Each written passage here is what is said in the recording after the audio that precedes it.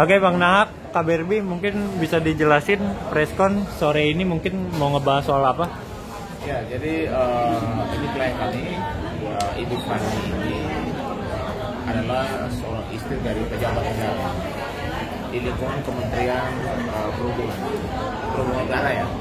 Karena beliau ini suaminya bernama Asep Kosasi, AK. Beliau adalah salah satu pejabat tinggi di lingkungan Kementerian Perhubungan, ya kan. Yang kedua,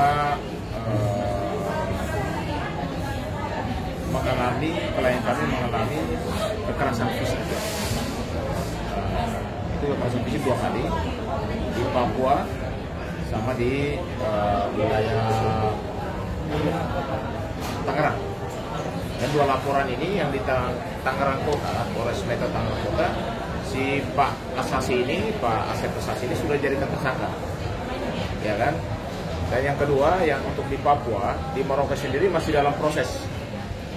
Dan kami juga dari tim kuasa hukum sudah melayangkan surat ke Menteri Perhubungan dan juga di di Inspektorat Perhubungan, dan juga dalam proses, sehingga kami minta kepada Kapolda Metro Jaya, karena ini wilayah daripada wilayah Polda Metro Jaya, Polres Kota Tangerang, sehingga Pak Kosas ini itu segera ditahan, kan gitu ya, segera ditahan.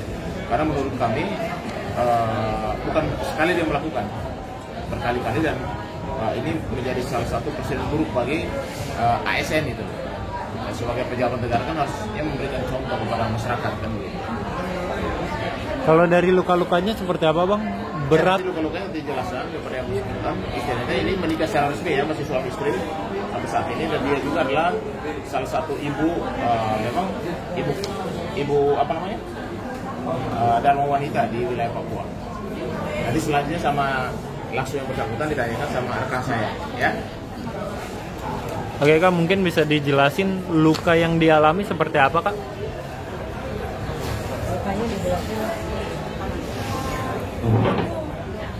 Halo.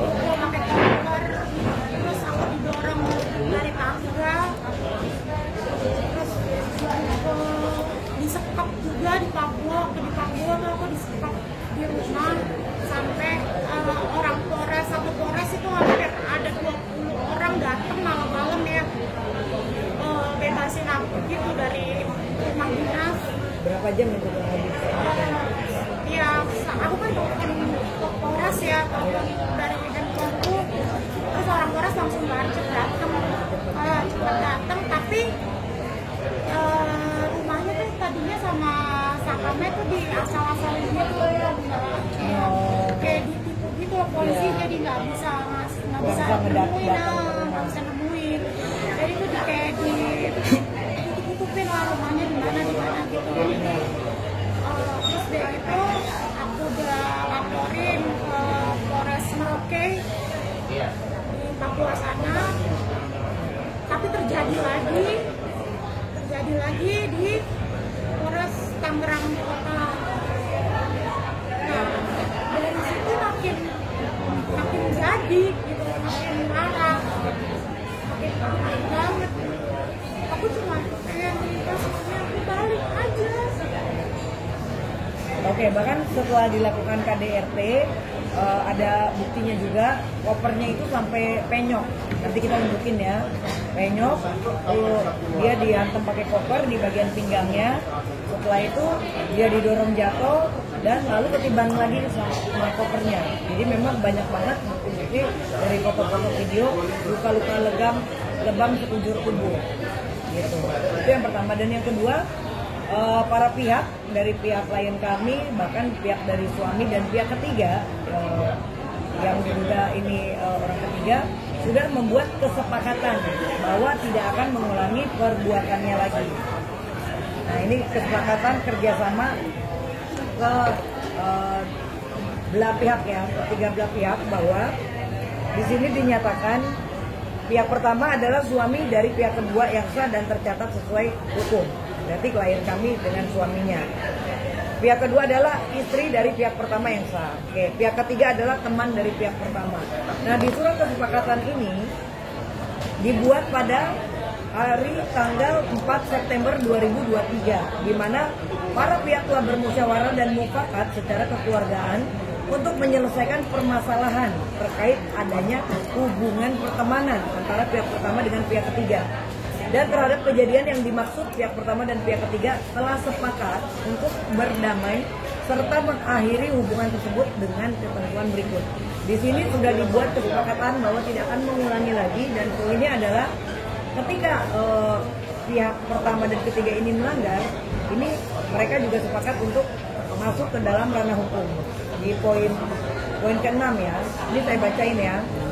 Para pihak sepakat apabila setelah ditandatanganinya kesepakatan bersama ini didapati ternyata pihak pertama dan pihak ketiga masih berhubungan dalam bentuk apapun, termasuk namun tidak terbatas bentuk komunikasi baik secara langsung ataupun tidak langsung melalui media elektronik dan pesan elektronik, maka pihak kedua akan membawa permasalahan ini ke ranah hukum. Jadi memang sudah disepakati, tapi kenyataannya ini kejadiannya diulang lagi, bahkan barang buktinya sempat dibawa ya, diduga mau dihilangkan, tapi alhamdulillah kan sudah ditahan juga sama penyidik ya untuk jadi barang bukti, foto-foto juga sudah lengkap.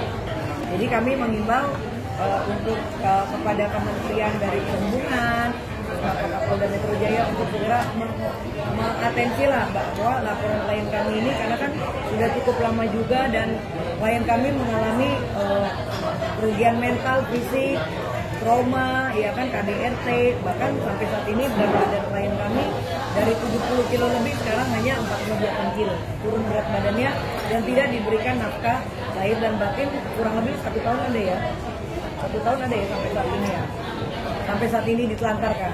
Bahkan dari pihak suami juga melakukan pembatalan perkawinan. Nah ini nanti kita bantahan-bantahan kita akan kirimkan lagi.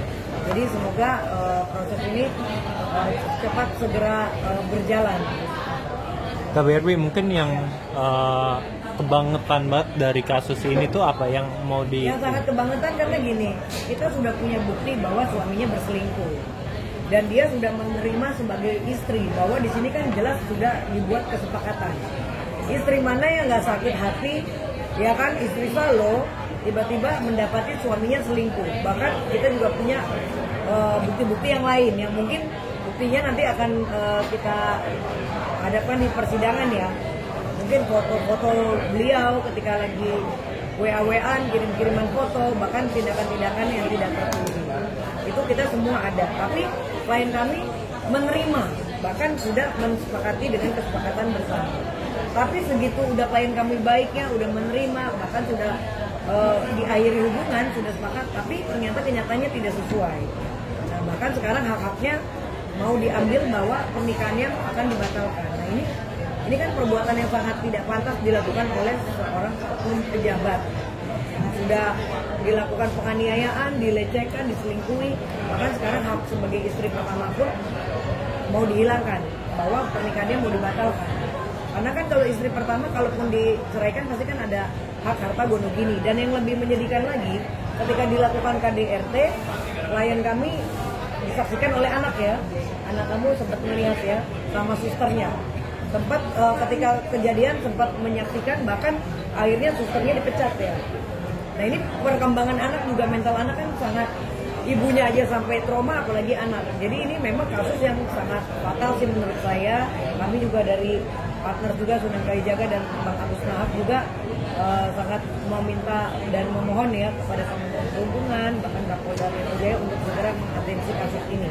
Karena memang di sini perlindungan hak wanita juga harus ditegas, harus dibela gitu, karena kasihan kan. Apalagi ini oknum pejabat yang sepertinya kok berlarut sekali. Jadi bukannya seorang pejabat ini malah takut, malah menantang kita untuk bahwa mereka sampai melakukan pembatalan pernikahan. Nah, ini kan sangat disayangkan, perbuatan yang tidak pantas.